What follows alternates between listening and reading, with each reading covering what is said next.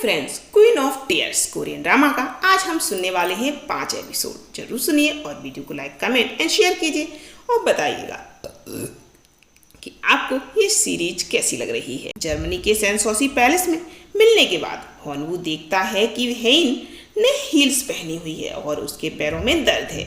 वह उसका दर्द समझते हुए उसे आरामदायक स्नीकर्स पहनाता है और उसकी हील्स खुद अपने हाथ में उठा लेता है। जब एक विदेशी महिला हॉनवू से बात करने और उससे फ्लर्ट करने की कोशिश करती है तो हेन बीच में आकर बोलती है कि यह शादीशुदा है। उसका यह पजेसिव हक जताने वाला रूप देखकर हॉनवू अंदर ही अंदर बहुत खुश होता है। दोनों एक ब्रिज पर जाते हैं जहां उन्होंने अपने हनीमून पर एक लव वॉक लगाया था। वहां वे अपने पुराने दिनों और अपने पहले प्यार के बारे में बात करते हैं, जहां हेन दबे लफ्जों में कबूल करती है कि वह हॉनवू ही उसका पहला प्यार है।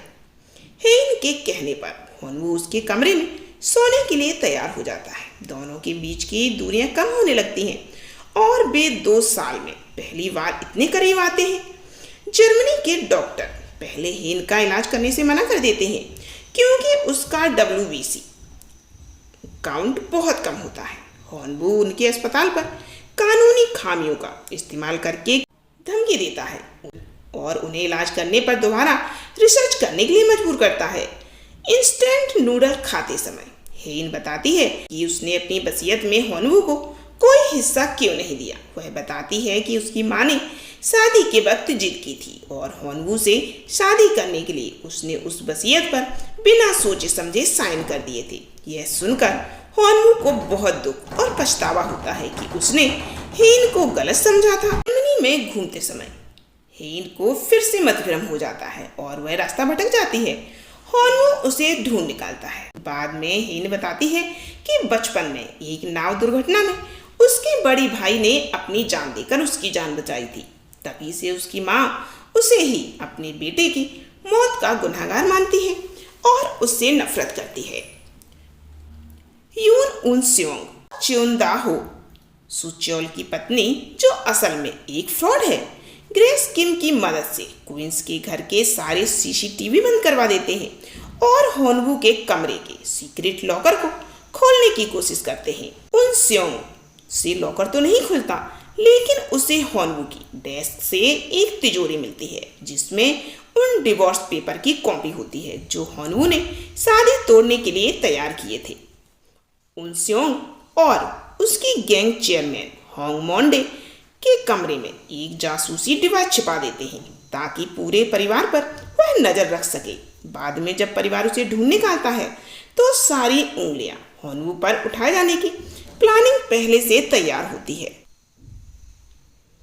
हेन की बुआ बेओम को पता चलता है कि चेयरमैन की गर्लफ्रेंड मोह सुन योंग है। पिछले 30 साल से एक मरी हुई औरत की पहचान चुराकर जी रही है। वह पहले जेल भी जा चुकी है और वहां उसने एक बच्चे को जन्म दिया था जो कोई और नहीं बल्कि यून उन स्योंग है। उन स्योंग और मोहशुम माँ बेटे हैं और पूरे परिवार को बर्बाद करने आए हैं। जर्मनी में हॉनवू और हेन बहुत खुश होते हैं और उनका रिश्ता सुधर रहा होता है। हॉनवू हेन के लिए फूल लेने जाता है। तभी हेन के फोन पर उसकी माँ एक फोटो भेजती है। यह फोटो उन्हीं डिवोर्स पेपर की होती है जो उन स्योंग ने उनके घर में ढूंढे थे। हेन पूरी तरह टूट जाती है। हॉनवू फूल लेकर लौटता है तो हेन रोते हुए उसे पेपर दिखाकर पूछती है कि क्या यह सच है।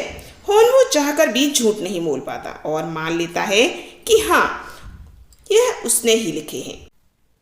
तलाक के कागजात देखने के बाद हेन पूरी तरह से टूट जाती है। उसका दिल इस कदर दुखता है कि वह अपने इलाज में दिलचस्पी लेना बंद कर देती है। डॉक्टरों का कहना है कि हेन ने जीने की इच्छा खो दी है, जिससे उसका WBC काउंट गिर रहा है। हेन को बचाने के लिए हॉनवू एक कठिन रास्ता चुनता है। वह जानबूझकर हेन के सामने क्रूर और मतलबी होने का नाटक करता है। वह उससे कहता है कि हाँ, वह उससे छुटकारा पाना चाहता है और उसकी मौत का इंतजार कर रहा था। हॉनवू ऐसा इसलिए कहता है ताकि हेन को उस पर गुस्सा आ जाए, क्योंकि गुस्सा और नफरत ही इस वक्त उसे जिंदा रख सकते थे। हॉनवू की यह तरकीब काम करती है और हेन गुस्से में वापस कोरिया लौटने का फैसला कर लेती है। जैसे ही दोनों कोरिया लौटते हैं, क्वींस परिवार होनवू पर टूट पड़ता है। चेयरमैन और हेन की मां उसे तुरंत घर और कंपनी से बाहर निकालने की मांग करते हैं। यून उन स्योंग की चाल के कारण चेयरमैन के कमरे में मिली जासूसी डिवाइस का आरोप होनवू पर मर दिया जाता है। होनवू को कंपनी के लीगल हेड के पद से हटा दिया जाता है, लेकिन वह तुरंत कंपनी नहीं छोड़ता क्योंकि वह अपनी बेगुनाही साबित करना चाहता है। एक दिन ऑफिस में हेन होनवू के पास आती है।